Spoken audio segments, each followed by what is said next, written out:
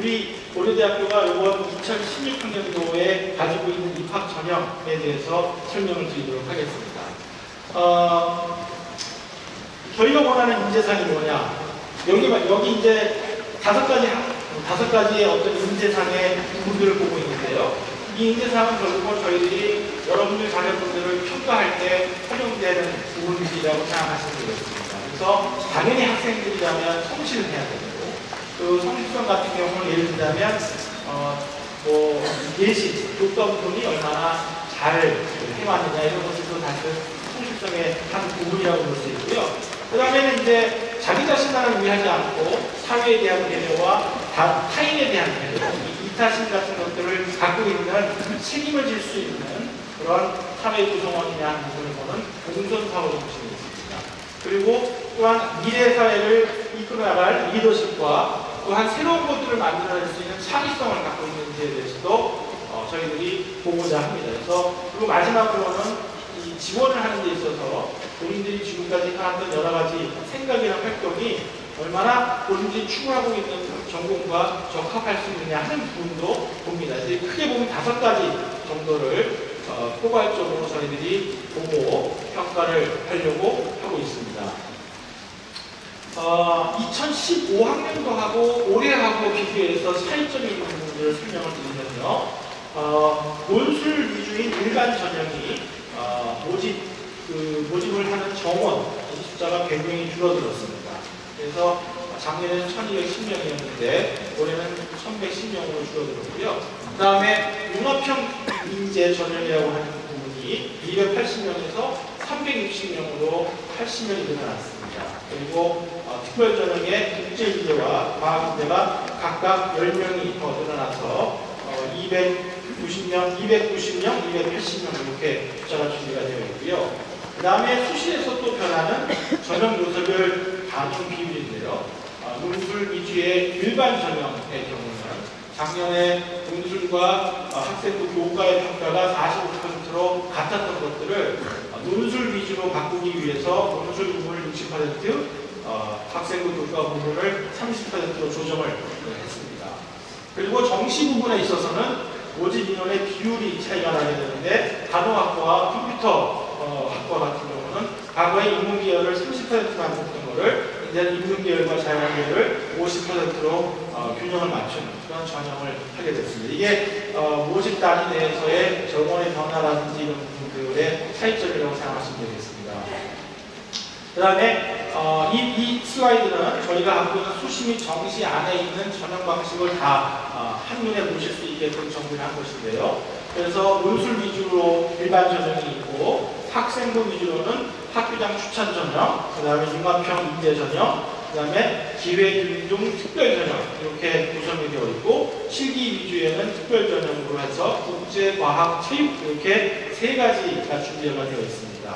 근데 수시를 보실 때 조금 유념해서 보셔야 되는 게 학교장 추천 전형을 하시는 경우는 융합형 인재 전형에 동시에 지원을 할 수가 없습니다. 그러니까 둘 중에 하나를 선택을 하셔야 되고요. 그 다음에 기회균등 특별 전형 같은 경우는 그 안에도 굉장히 다양한 종류가 있는데 그 중에 하나만 골라서 지원을 하실 수 있는 것을 유념하실 필요가 있을 것 같습니다. 그 다음에 이제 저희 학교가 좀 다른 게 정시 같은 경우는 일반 전형 외에도 기회균등 전형으로서 농어촌 학생에 대한 모집이 또한 이루어지고 있습니다. 이렇게 보시면 되겠고요. 그 다음에 크게 보면은 저희가 수시가 약 73%, 정시가 27% 정도 되고 있습니다. 그럼 이제 수시에 대해서 좀 더 자세히 설명을 드리겠습니다. 일단은 원서 접수는 보시다시피 9월 달부터 시작을 하게 되죠. 9월 9일에서 시작해서 12일날 원서 접수가 끝나고 나머지 필요한 서류를 더 제출하는 데 필요한 날짜를 12일, 14일 이렇게 14일, 16일 이렇게 잡아놨습니다. 상세한 내용은 나눠드린 데 다 나와 있으니까 보시면 될 것 같고요.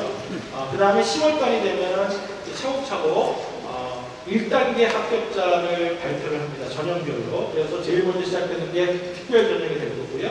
특별 전형이 1단계 합격자가 발표가 되면 발표한 다음에 그 다음 주말에 토요일날 일요일날을 활용해서 면접 2차 평가에 필요한 면접을 하게 되고요. 그 다음에 기획인중에 대한 부분이 1차 평가가 발표가 되고 다시 그 다음 주에 똑같이 토요일날 일요일을 활용해서 면접을 보게 되는 그런 형태를 취하고 있습니다.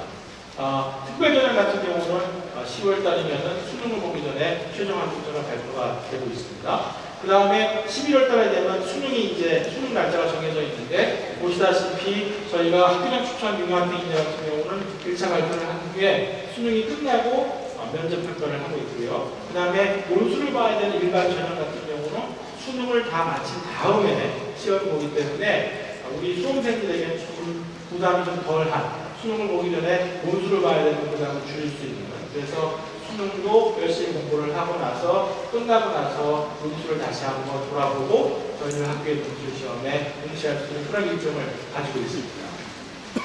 그래서 이 모든 일정이 끝나게 되면 수시 합격자 같은 경우는 12월 11일부터 시작을 합니다.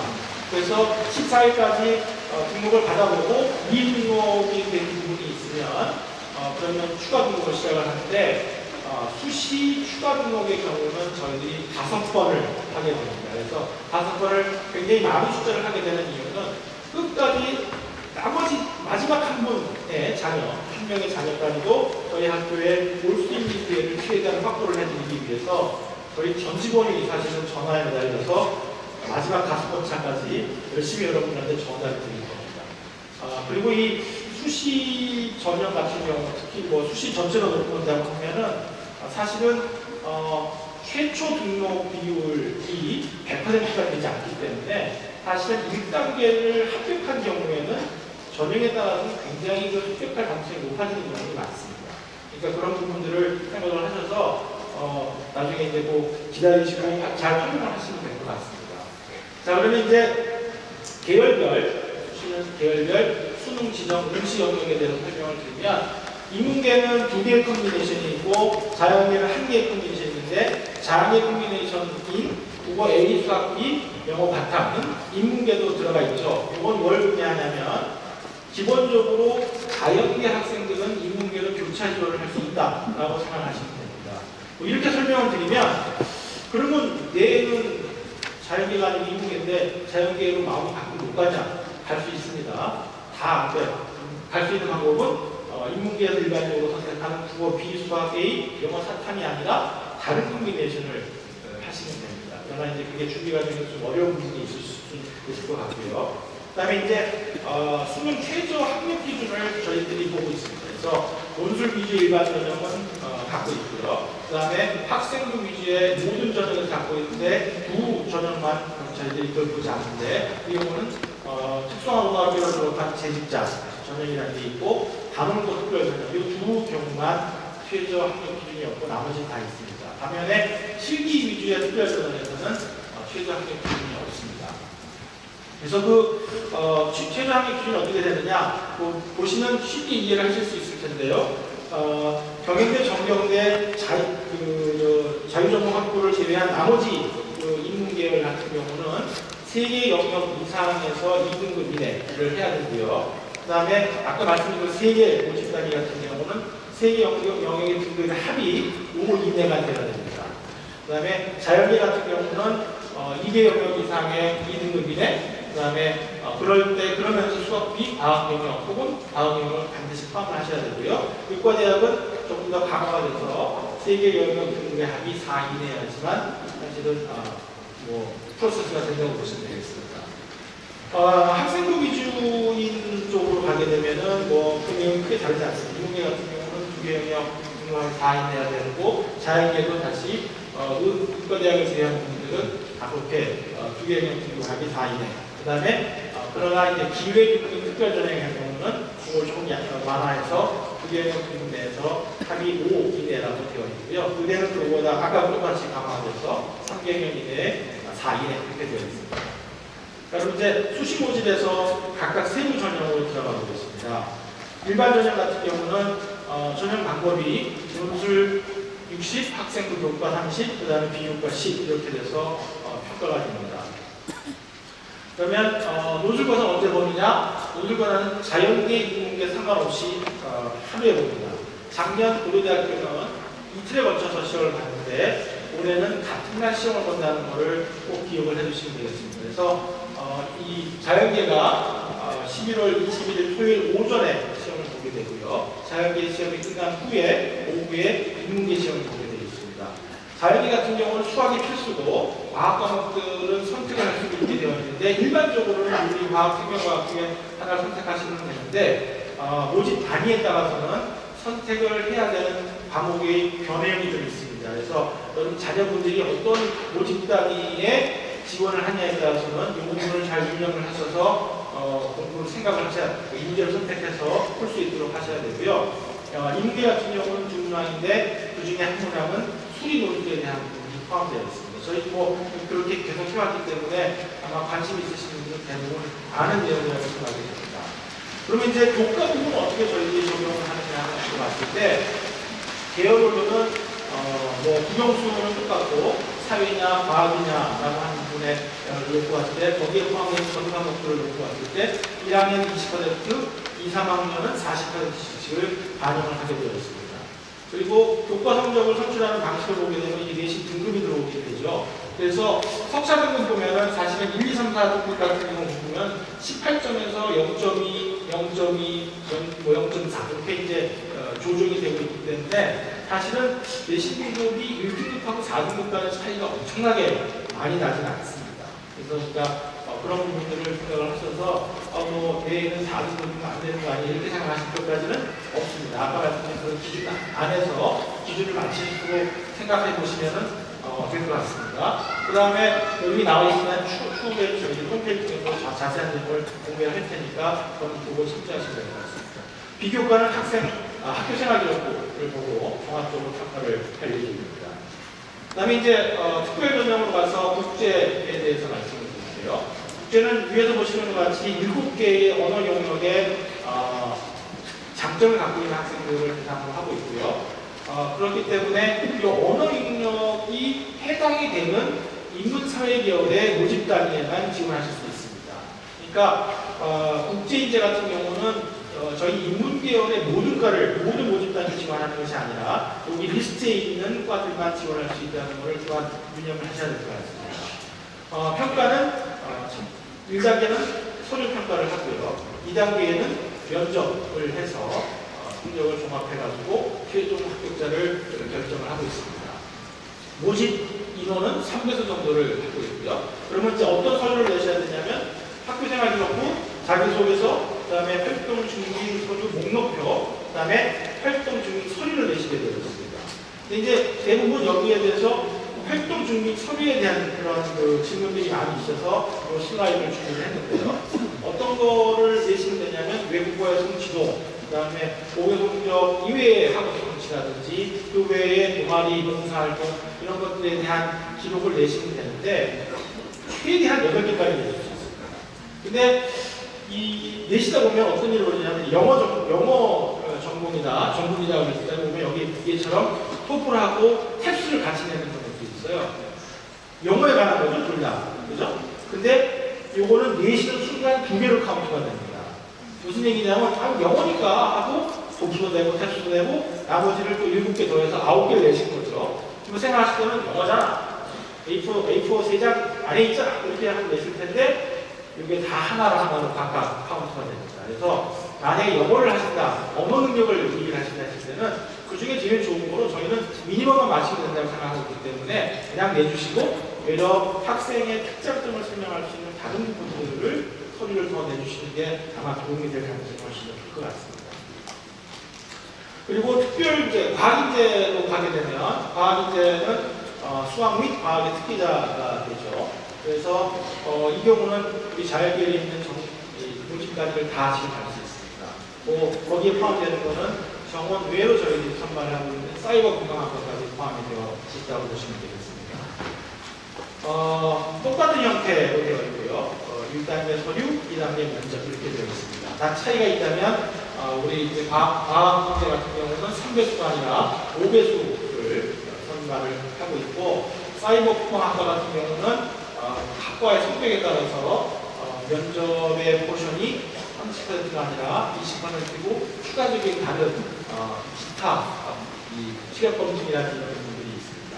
뭐 보시면 소리는 어떤 의미가 하시냐면 학교 생활이 그렇고 자기소개서 당연한 거고 여기는 추천사가 꼭 필요한 부분입니다. 이게 이제 국제인자를 받은 부분이고요. 그 다음에 활동 증빙 서류나 모금 증빙 서류 모금목표 같은 경우는 내고 싶은 분들만 내시는 거예요. 필수가 아니라 그런 것들을 제출하고 싶은 그런 경우에만 내시면 될 것 같습니다. 그 다음에 이제 학교장 추천 전형인데요. 이 경우는 저희가 인문계 학생 2명, 그 다음에 자연이 학생 2명 이렇게 해서 각 학교별로 4명까지 추천을 받아서 저희가 이제 평가를 하게 되는데 똑같이 서류 100% 2단계 가면 서류 30%의 일정을 갖고 있습니다. 근데 서류 평가를 보시면 이제 여기는 학생부이기 때문에 교과 80%, 비교과 20%를 해서 뽑고 있습니다. 아이고, 너무 빨리 가네요. 아까 설명드린 거하고 똑같은 방식으로 사실은 이제 교과 부분 80%를 평가를 하고 있고요. 비교과 같은 경우는 비교과, 자기소개서, 추천서 이런 것들을 같이 평가를 하고 있습니다. 그래서 추천서와 학교 특성 소개서라는 것이 같이 제출이 돼야 되는 서류입니다.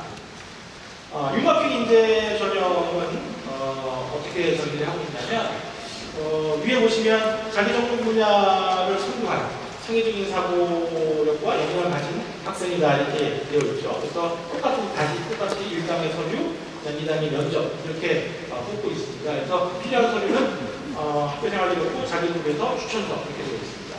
제가 융합형 인재에 대해서 조금 더 부가적으로 설명을 드리면 저희 학교에서는 어떤 학생들을 융합형 인재로 뽑고 싶으냐면 특별전형에서의 국제나 과학과 같이 이미 굉장히 나가고자 하는 길이 확고하게 정해져 있는 그런 학생들이 있는 전형, 그런 전형들이 있고요. 또 학교장 추천 같은 경우는 사실은 학교에서 굉장히 성과가 훌륭한 친구들이 한 학교에 4명씩밖에 지원을 못하게 되어 있으니까 저희들 생각할 때는 이 융합형 인재라고 하는 것은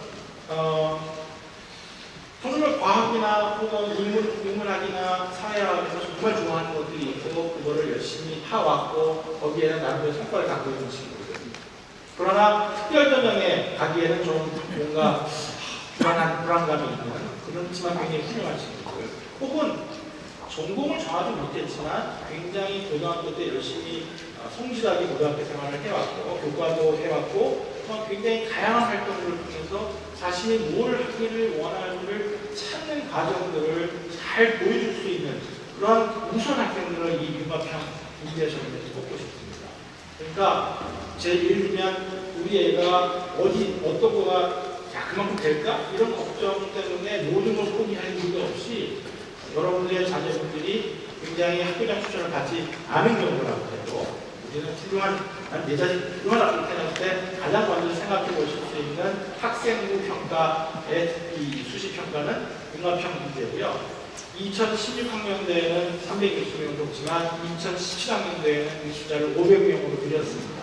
그래서 저희 고려대학교 입장에서 본다고 하면 그렇게 우수한 학생들에게 좀 더 넓은 기회를 주기 위한 노력을 하고 있다고 생각하시고 필요하시면 저희들 나중에 상담을 통해서 상담을 받으시고 결정을 하시면 될 것 같습니다. 그 다음에 이제 기획인증 쪽으로 가보겠습니다. 기획인증은 로모촌 전형이 있고요. 로모촌 전형에서 조금 유념하셔야 될 것은 해당 사항이 있으시다면 부모와 같이 거주할 경우는 6년이고요. 혼자 거주할 경우는 12년 국가과정을 다 나와야지만 로모촌 특별전형으로 지원할 정도만 생각하시면 되고요.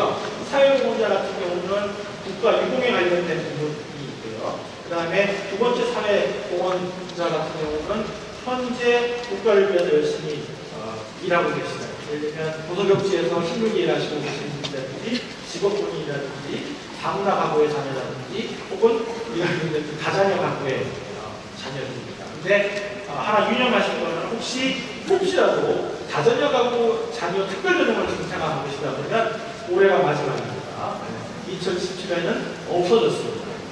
그러니까 올해만 하실 수 있는 거니까 열심히 잘 생각해 보시고 하시면 될 것 같습니다. 그리고는 사회배려자 부분이 있고요. 그리고 특수교육자 대상들이 있고 특성화고교 졸업자, 또 아까 잠시 말씀드렸습니다만 특성화고등학교를 졸업한 재직자, 그리고 다른 특별자녀 이렇게 해서 되어 있고요. 이 기회등록 전형에 대해서 말씀을 드리면 상대적으로 경쟁률이 좀 덜한 쪽입니다. 그래서 만약에 여기에 해당되는 게 있다고 하면 활용을 안 하실 이유가 없다 이렇게 보시면 되겠습니다. 그러니까 괜히 다른 데 가서 다른 학교 가서 수시 6장 중에 하나 카드를 쓰지 마시고 저희 학교에 여기 경쟁이 조금 덜한 이런 전형들을 활용을 하셔서 좋은 결과를 얻을 수 있다는 말씀을 드리고 있습니다. 이 전형 방식도 똑같습니다. 서류, 그 다음에 면접 이렇게 되어 있고요. 보시다시피 이 경우는 모집 인원의 5배수 대회를 분발을 하고 있습니다. 단원부 같은 경우는 그냥 3배수고요. 필요한 서류들은 마지막에 다 공통이 많은데 직원 자격 증빙 서류라는 것들이 필요합니다. 이거는 증명을 해야 되기 때문에. 그리고 이제 정시 모집으로 간단하게 가보겠습니다. 정시 모집은 숫자는 1027명이고요. 가로 안에 있는 59명은 정부에 분발되는 겁니다. 그래서 농어촌 학생이 49명이고 사이버국방대학이 아마 10명이 여기 포함되어 있는 것 같습니다. 그래서 이렇게 모집을 하고 있고요. 이 원서 등록은 원서 접수는 12월 28일부터 12월 30일까지 하고 그게 끝나고 나면 1월 달에 저희가 실기가 필요한 디자인교육학과하고 체육교육학과는 실기 시험을 보고요.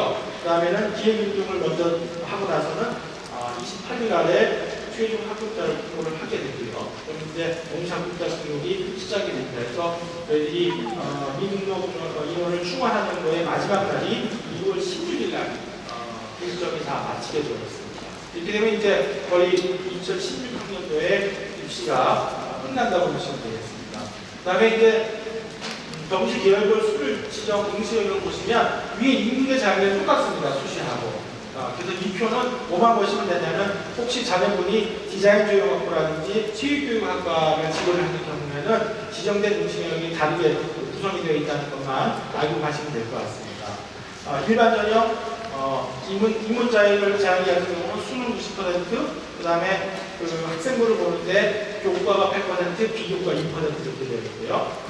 사이버 국방학과는 아까도 말씀드렸듯이 특성이 있기 때문에 20%의 실기 부분이 여기에 포함되기 때문에 수능 점수가 70%가 반영되는 거에 특성이 있고, 체육과와 디자인조형학부는 실기가 중요하기 때문에 실기 부분이 30%의 포션을 차지하고 수능이 60% 조정이 되는 부분을 알고 계시면 될 것 같습니다.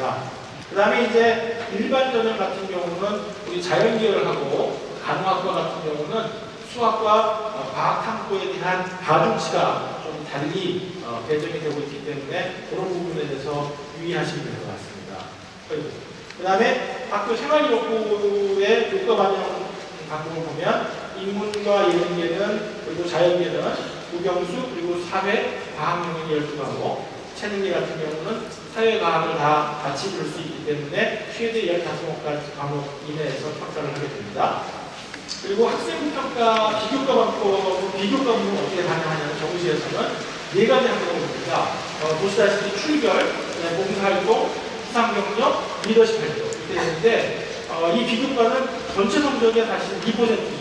어떻게 평가하냐면 2개 중에 2개 이상을 잘했으면 A등급, 하나 정도를 잘했으면 B등급, 아무것도 없으면 C등급인데 그게 전체 포션의 2%라고 생각하시면 됩니다.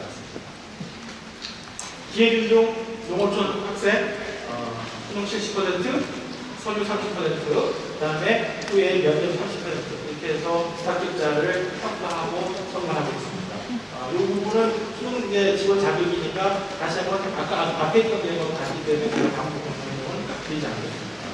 자, 이렇게 해서 간단하게 제가 여러분들 자녀분들을 고대에 보내주시면 고대가 어떻게 하겠다 하는 부분과 어떻게 보내실 수 있다 하는 부분에 대해서 설명을 드렸는데 제가 설명드린 부분이 좀 미진한 부분이 있다면 좀 이따가 저희 논술 특강과 FAQ도 있고 끝나고 나서는 전형별로 설명이 좀 Q&A 섹션을 가질 테니까 관심 있으신 분은 끝까지 남으셔서 이 교수 하시면 될 것 같습니다.